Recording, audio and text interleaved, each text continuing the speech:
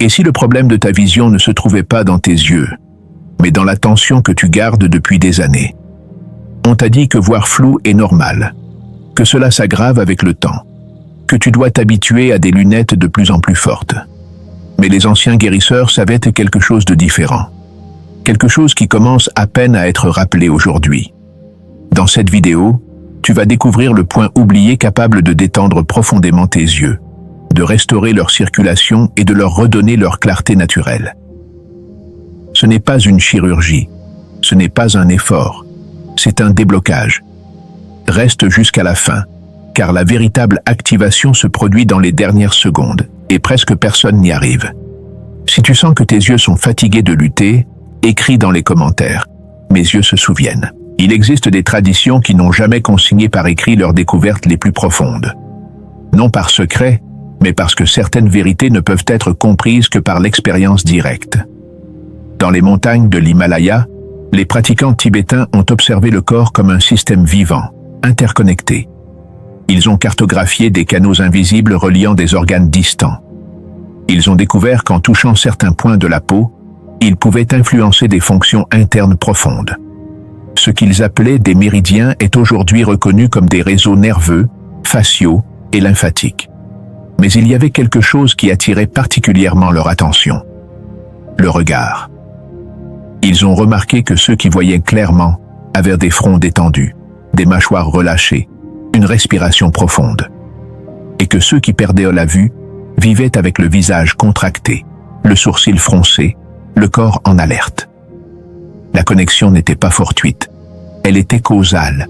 Ils disaient que l'œil a besoin d'espace pour s'épanouir, et qu'une porte forcée ne s'ouvre jamais clairement. Dans les textes anciens de l'Ayurveda, on parlait d'Alochaka Pitta, le feu subtil qui gouverne la perception visuelle. Non seulement la capacité de voir des formes, mais aussi l'habileté à discerner, à distinguer entre ombre et lumière, entre illusion et vérité. Ce feu ne vit pas uniquement dans les yeux. Il vit dans l'esprit qui interprète, dans le cœur qui reçoit, dans le système nerveux qui traduit la lumière en expérience. Lorsque ce feu est équilibré, tu vois avec précision.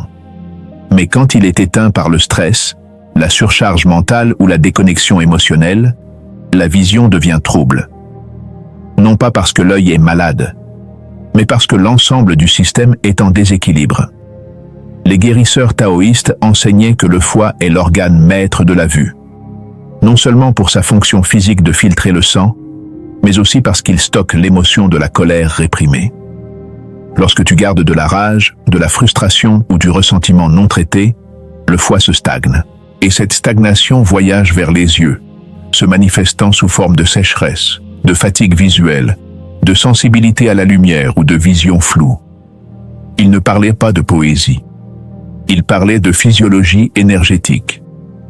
Dans la médecine traditionnelle chinoise, il existe un méridien qui relie directement le foie aux yeux. Il s'appelle le canal du foie. Lorsque ce canal circule librement, les yeux sont nourris, humides, vivants.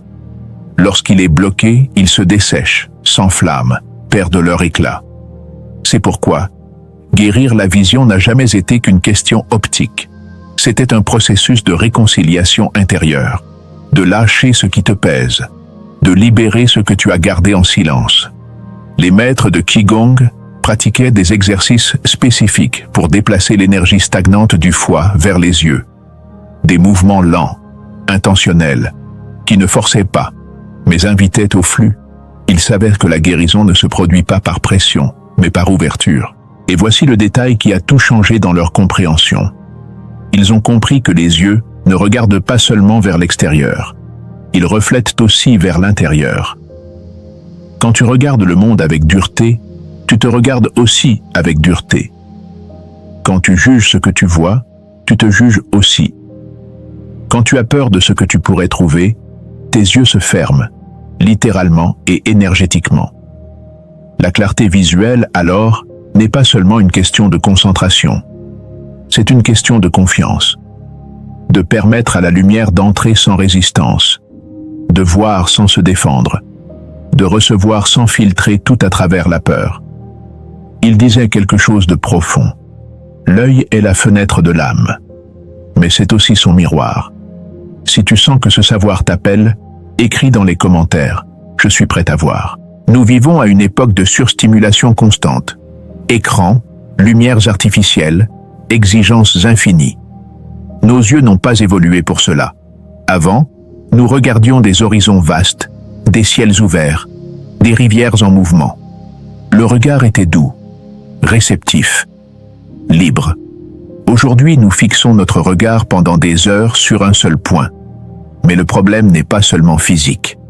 C'est la façon dont nous regardons la vie. Avec urgence, avec contrôle, avec peur de manquer quelque chose. Et le corps le ressent. Le front se tend, les tempes se contractent, la mâchoire se durcit, la respiration devient superficielle. Les vaisseaux qui nourrissent les yeux se rétrécissent. L'oxygène diminue. Les muscles perdent de leur flexibilité. Mais cette rigidité n'est qu'un symptôme. La véritable cause est interne. C'est vivre trop longtemps en alerte.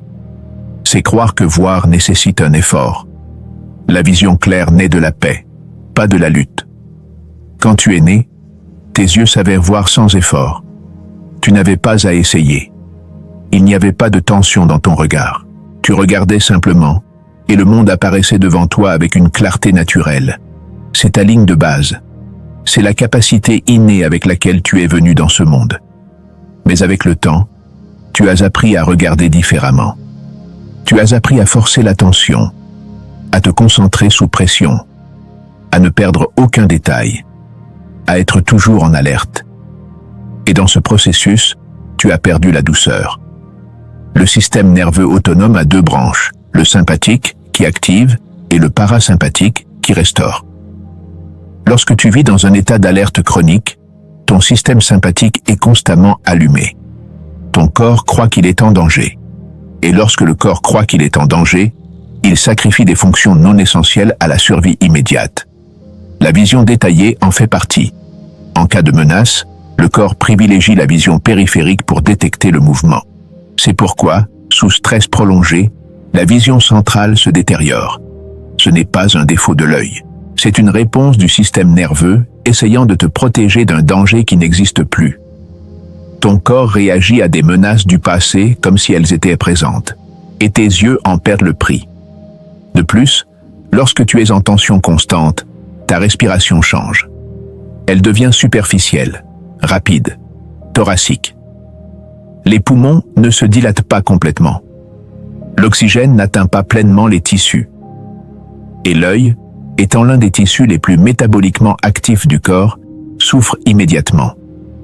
Sans suffisamment d'oxygène, les cellules de la rétine commencent à fonctionner en dessous de leur capacité. Les cônes et les bâtonnets, responsables de la capture de la lumière et des couleurs, perdent leur sensibilité.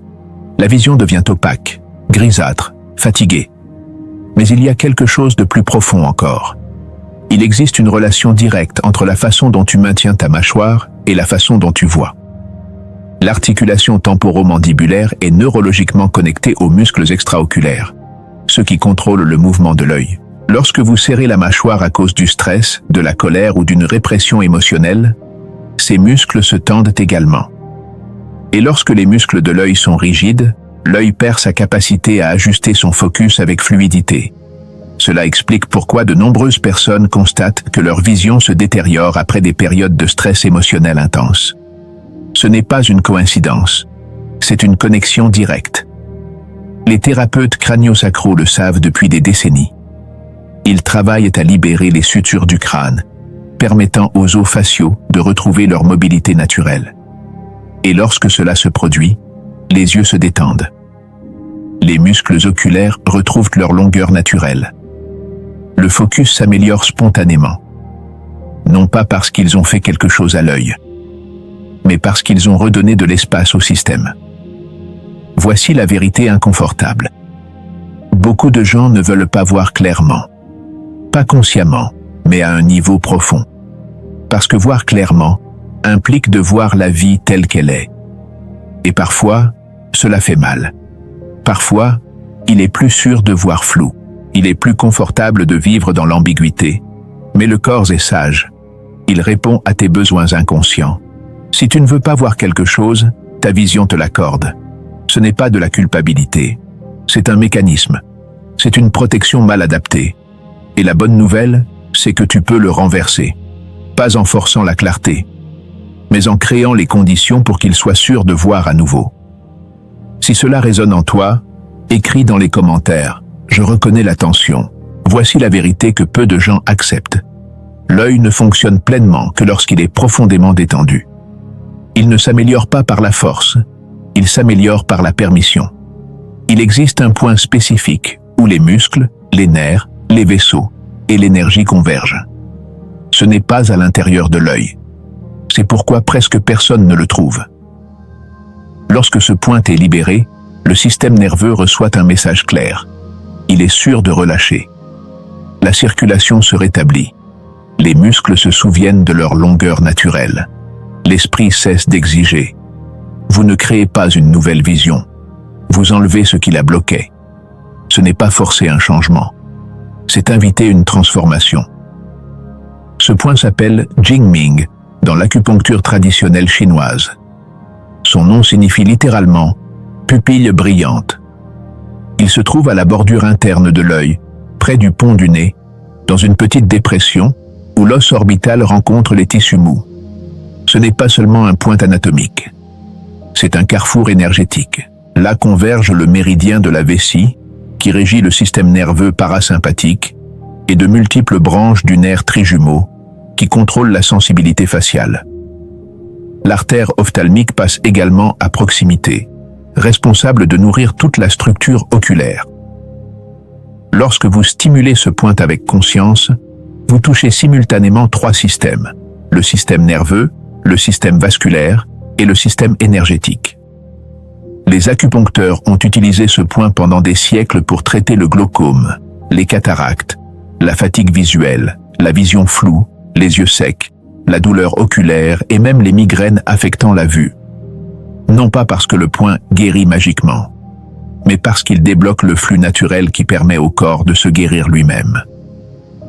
Lorsqu'il y a un blocage à Jingming, l'œil ne reçoit pas de sang frais avec la qualité ni la quantité nécessaires.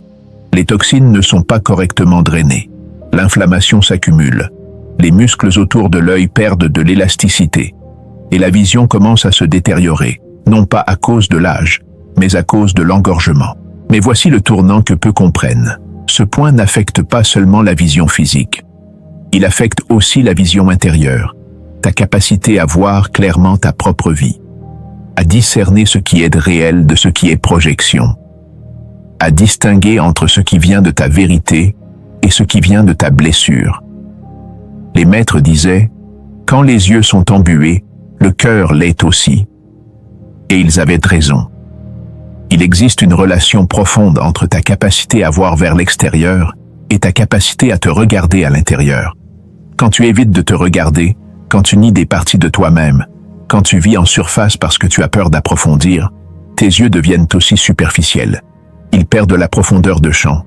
Ils perdent la capacité de mise au point.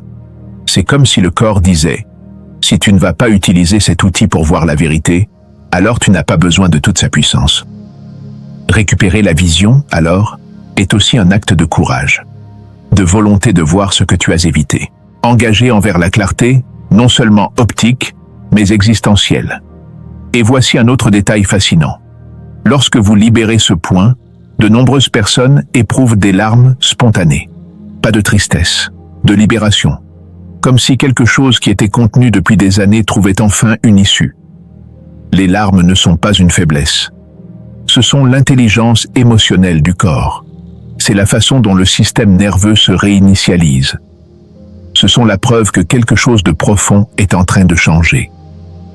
Les taoïstes disaient que les larmes sont l'eau de l'âme. Que pleurer nettoie non seulement les yeux, mais aussi l'esprit. Que lorsque vous pleurez sans résistance, vous permettez à l'ancien de sortir et au nouveau d'entrer. C'est pourquoi, lorsque vous travaillez avec ce point, ne réprimez rien. Si des larmes viennent, laissez-les couler. Si la chaleur arrive, accueillez-la. Si l'engourdissement se manifeste, observez-le. Tout est information. Tout est votre corps qui parle. Et autre chose, ce point ne travaille pas seul. Il travaille en réseau avec d'autres points du corps. C'est pourquoi, en le libérant, vous pouvez sentir des changements dans des zones éloignées. Dans la nuque, dans les épaules, dans la respiration. Parce que vous activez une cascade de libération qui va bien au-delà de l'œil. C'est de la médecine systémique. Vous ne réparez pas une pièce. Vous harmonisez le tout.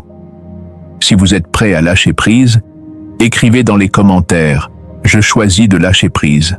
Maintenant, applique cela avec présence. Assieds-toi confortablement. Ta colonne s'allonge sans raideur. Tes épaules tombent. Respire profondément 3 fois. À chaque expiration, le corps devient plus doux. Porte ton attention sur ton visage. Observe la tension sans la juger. Unis ton pouce et ton index. Amène-les au début interne du sourcil, près du pont du nez. Là, au bord de l'os, tu sentiras une petite dépression. C'est le point. Tiens-le doucement. Ne presse pas fort. Bouge lentement, millimétriquement, consciemment. Respire. Reste 30 secondes. Peut-être que tu sentiras de la chaleur, des picotements, peut-être des larmes. C'est une libération. Relâche lentement. Ferme les yeux. Ne vérifie rien. Reçois simplement. Mais il y a plus que tu peux faire pour approfondir cette pratique. Une fois que tu localises le point, tu ne le tiens pas seulement. Tu l'écoutes aussi. Sens son pouls.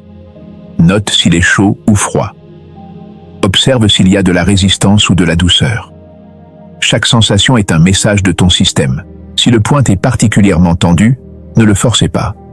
Restez là avec patience. Parfois, la libération prend du temps. Parfois, le corps a besoin de se sentir en sécurité avant de lâcher prise. Respirez vers le point. Visualisez que votre respiration atteint cet endroit, apportant de l'oxygène, de l'espace et la permission de se détendre. À chaque inspiration, imaginez que le point se dilate subtilement. À chaque expiration, imaginez que la tension se dissout, comme du sel dans de l'eau tiède. Vous pouvez accompagner ce travail avec un massage doux sur toute la zone orbitale. Avec le bout des doigts, tracez des cercles lents autour de l'os qui entoure l'œil. Commencez depuis le point Jingming et suivez le contour complet de l'œil, en pressant doucement chaque centimètre. Ce massage active tous les points d'acupuncture qui entourent l'œil, pas seulement un. Et ce faisant, vous créez un réseau de relaxation qui bénéficie à tout le système visuel. Une autre technique puissante est le palming. Après avoir travaillé le point, frotte vigoureusement tes mains jusqu'à ce qu'elles génèrent de la chaleur. Ensuite, place-les sur tes yeux fermés sans appuyer. Laisse la chaleur pénétrer. Laisse l'obscurité réconforter. Reste ainsi entre 1 et 3 minutes. Dans cette obscurité chaude, tes yeux se reposent profondément. Les cellules photoréceptrices se régénèrent. Le système nerveux entre en mode restauration. C'est l'un des exercices les plus recommandés par le docteur William Bates, pionnier de l'amélioration naturelle de la vision au XXe siècle. Il a découvert que la relaxation profonde de l'œil inverse de nombreux problèmes visuels qui étaient considérés comme permanents. Il ne l'a pas fait en inventant quelque chose de nouveau. Il a simplement rappelé quelque chose de vieux, que le repos guérit. Tu peux également travailler avec la vision périphérique pour compléter ce rituel. Après avoir libéré le point et fait du palming, ouvre doucement les yeux. Sans bouger la tête, étends ta conscience visuelle sur les côtés. Note ce que tu peux voir sans bouger les yeux. La plupart d'entre nous vivons piégés dans la vision centrale, forçant le focus. Mais lorsque tu actives la vision périphérique, tu relaxes automatiquement les muscles oculaires centraux. C'est une réinitialisation instantanée. Pratique à regarder sans te concentrer. Laisse les images venir à toi sans effort, sans essayer de les attraper, sans essayer de les nommer. Reçois-les simplement. Cela entraîne l'œil à revenir à son état naturel, réceptif, pas agressif. Et enfin, intègre ce rituel avec un mouvement oculaire conscient. Bouge les yeux lentement dans toutes les directions. Haut, bas, droite, gauche, diagonale, cercle. Sans forcer, sans hâte. Chaque mouvement étire et renforce les muscles extraoculaires. Chaque mouvement restaure l'amplitude complète de mobilité que tu as perdue en fixant ton regard sur des écrans. C'est un rituel complet. Cela ne prend pas plus de 5 minutes. Mais si tu le fais avec présence, avec conscience, avec intention, ces 5 minutes ont plus de pouvoir que des heures d'effort inconscient. Si tu ressens de la douceur ou une expansion, écris dans les commentaires « Ma vision s'ouvre ». Lorsque tu libères ce point avec constance, tu ne vois pas seulement mieux. Tu commences à voir différemment. Le champ visuel s'élargit. L'anxiété diminue. Le corps entre dans un profond repos. Tu cesses de regarder pour contrôler et commences à voir pour recevoir. Les couleurs deviennent vives, les formes plus profondes. La beauté réapparaît. Non pas parce que le monde change, mais parce que tu t'ouvres. Tu retrouves l'émerveillement. Tu vois le sacré dans le quotidien. Et quand tu regardes sans jugement, tu apprends aussi à te voir sans jugement. La vision externe et interne ont toujours été une seule. Il y a un moment dans ce processus où quelque chose de fondamental change. Ce n'est pas dramatique, ce n'est pas un réveil explosif, c'est subtil, mais irréversible. Tu commences à remarquer que ta relation avec la réalité est différente. Avant, tu regardais le monde en cherchant à confirmer ce que tu croyais déjà. Maintenant, tu regardes avec une curiosité sincère. Avant, tu voyais des menaces à chaque coin. Maintenant, tu vois des possibilités. Ce n'est pas de la naïveté. C'est une maturité perceptuelle. Lorsque tes yeux sont détendus, ton esprit l'est aussi. Et quand ton esprit est détendu, il cesse de projeter la peur sur tout ce qu'il voit. Il cesse d'interpréter chaque geste comme une attaque. Il cesse de transformer chaque situation en épreuve de survie. Tu commences à voir les gens tels qu'ils sont, non comme tu crains qu'ils soient. Tu commences à voir tes circonstances avec clarté, non à travers le filtre du traumatisme passé. Et cela change tout. Parce que la plupart de nos problèmes ne viennent pas de ce que nous voyons, mais de la façon dont nous l'interprétons. Ce n'est pas la réalité qui nous blesse, c'est notre lecture déformée de celle-ci. Lorsque la vision s'éclaircit, la vie s'éclaircit aussi. Un autre changement profond qui se produit est dans ta présence. Lorsque tes yeux sont détendus, tu es ici, maintenant. Pas perdu dans des pensées du passé ni dans des angoisses du futur. Tu vois ce qui est devant toi à cet instant précis. C'est la véritable méditation.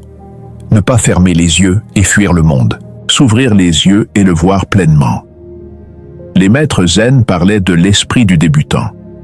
Cette capacité à voir chaque chose comme si c'était la première fois. Sans étiquette, sans histoire. Juste l'expérience directe de ce qui est. C'est ce que tu retrouves lorsque tu guéris ta vision. Tu commences aussi à remarquer des synchronicités. Non pas parce que l'univers conspire magiquement en ta faveur, mais parce que tu prêtes maintenant attention.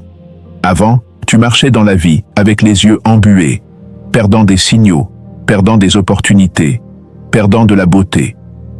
Maintenant, tu vois. Et en voyant, tu trouves. Tu trouves le livre dont tu avais besoin au moment exact. Tu trouves la personne avec qui tu devais parler. Tu trouves la réponse que tu cherchais, écrite sur un panneau au bord du chemin. Ce n'est pas de la magie. C'est une attention éveillée. Et il y a quelque chose d'autre. Quelque chose dont peu parlent. Lorsque ta vision s'améliore, ton intuition s'améliore aussi. Parce que l'intuition n'est pas un sixième sens séparé. C'est la somme de tous tes sens fonctionnant à leur pleine capacité, traitant des informations que ton esprit conscient ne parvient pas à saisir. Quand tu vois clairement, tu perçois des micro-expressions faciales, des changements subtils dans le langage corporel, des détails de l'environnement qui te donnent des informations précieuses. Et ton système nerveux intègre tout cela dans ce que tu appelles intuition. Ce n'est pas paranormal, c'est une perception affinée. Les artistes le savent. Les grands peintres n'ont pas seulement une bonne technique.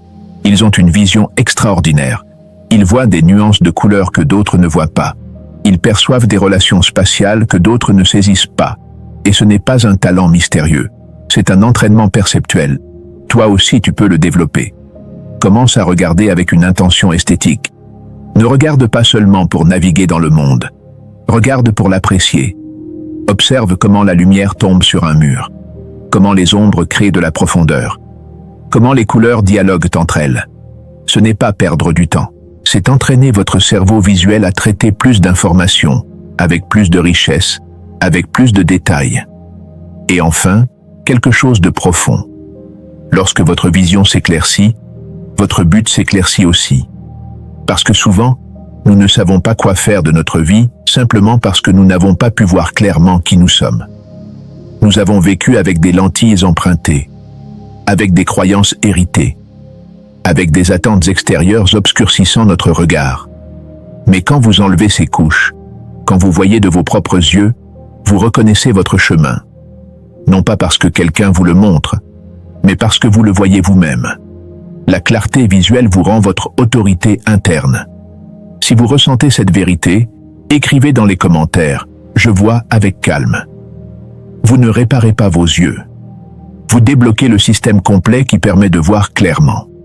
La vision revient lorsque vous arrêtez de vous battre avec elle, lorsque vous faites confiance, lorsque vous permettez au corps de se souvenir. Cette chaîne est un espace pour les âmes qui s'éveillent, pour ceux qui savent que guérir n'est pas toujours faire plus. Parfois, c'est se reposer. Si ce message a résonné en vous, restez, abonnez-vous. Ici, nous n'apprenons pas à voir plus fort. Nous apprenons à voir en paix.